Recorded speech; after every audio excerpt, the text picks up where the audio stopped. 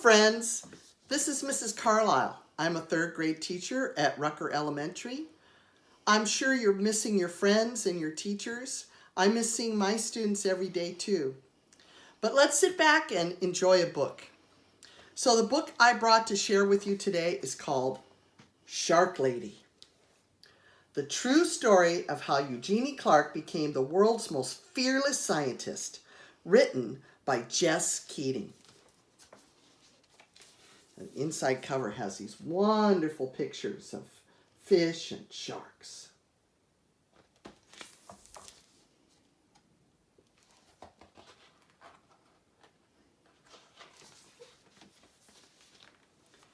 It was Saturday, and Eugenie wanted to stay at the aquarium forever. She wanted to smell the damp, salty air and stare at the glittery rainbow of fish. She wanted to keep watching her favorite animals, the sharks.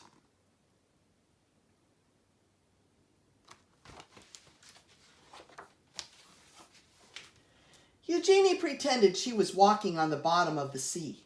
What would it be like to swim with her sharks, to breathe underwater with gills of her own? More than anything, she wanted to find out.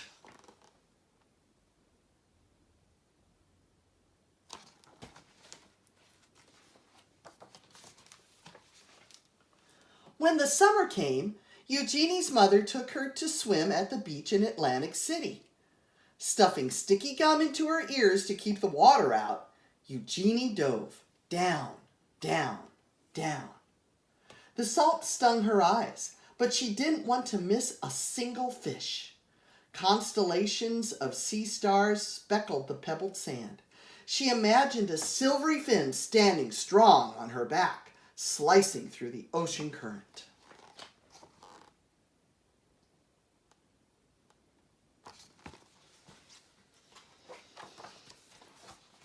To others, the sharks were ugly and scary, but Eugenie knew they were beautiful.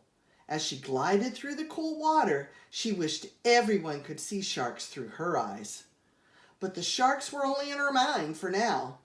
Eugenie decided to learn everything she could about them. So she dove.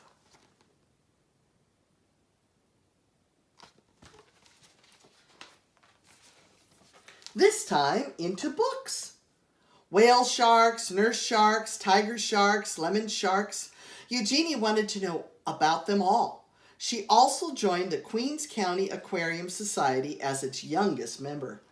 Eugenie's notebooks filled with sharks. They swam in her daydreams and on the margins of her pages.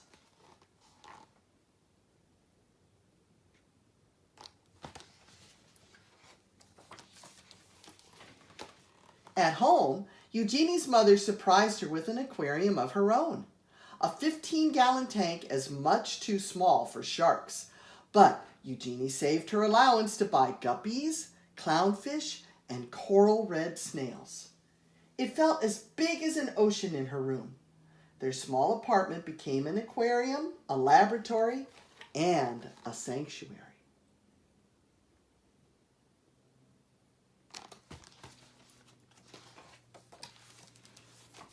As she grew older, many were still telling Eugenie what to do. Forget those sharks.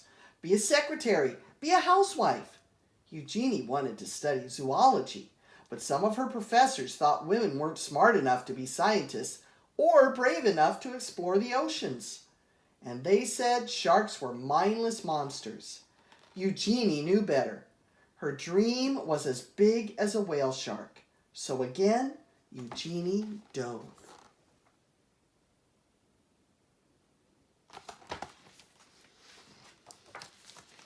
She plunged into every course she could.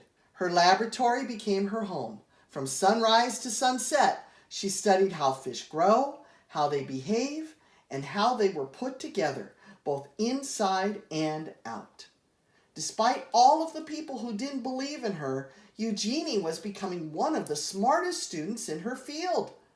Even after she earned her degree, many still doubted her.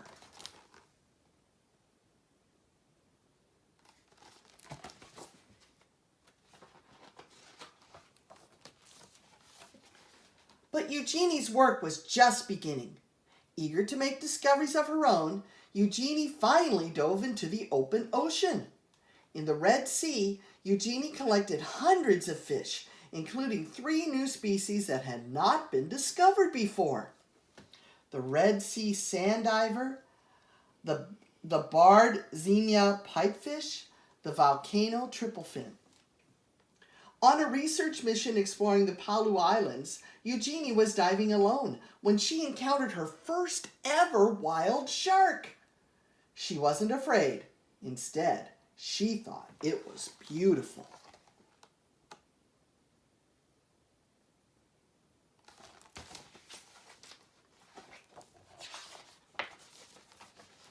In Isla Mujeres, she dispelled the myth that sharks must keep moving to stay alive when she swam through dark caves, still and silent, full of resting sharks.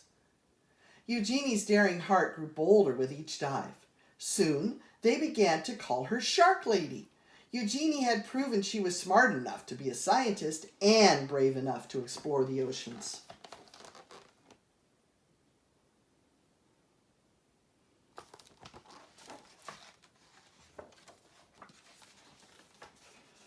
As her courage grew, she began to love and understand her beloved sharks more and more.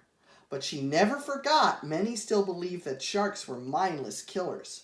Because of their scary reputation, humans were hunting sharks all over the world. Eugenie knew that sharks weren't stupid or mean. She was determined to prove everyone wrong.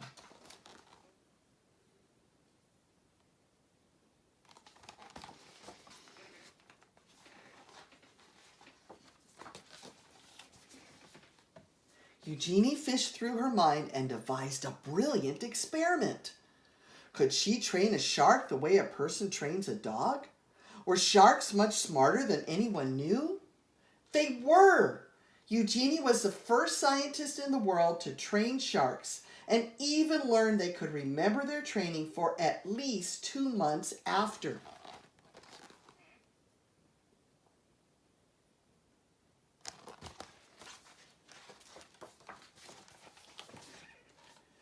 Sharks were not mindless killers.